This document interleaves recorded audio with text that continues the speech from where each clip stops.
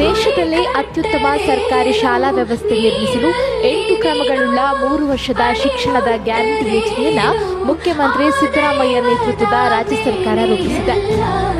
50 ಲಕ್ಷಕ್ಕೂ ಹೆಚ್ಚು ಮಕ್ಕಳು ಸರ್ಕಾರಿ ಶಾಲೆಗೆ ಸೇರ್ಪಡೆಗೊಳ್ಳುವ ಗುರಿ ಹೊಂದಲಾಗಿದೆ.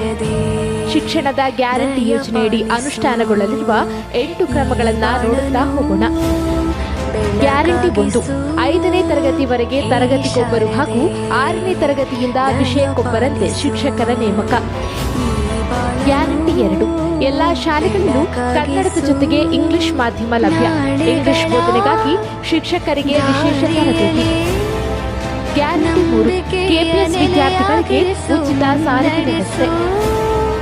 ಗ್ಯಾರಂಟಿ 4, 1ನೇ ತರಗತಿಯಿಂದ ಕಂಪ್ಯೂಟರ್ ಹಾಗೂ 3ನೇ ತರಗತಿಯಿಂದಲೇ ಎಐ ಕಲಿಕೆ. 3 ವರ್ಷಗಳಲ್ಲಿ ಎಲ್ಲ ಕೆಪಿಎಸ್ ಶಾಲೆಗಳಿಗೆ ಕಂಪ್ಯೂಟರ್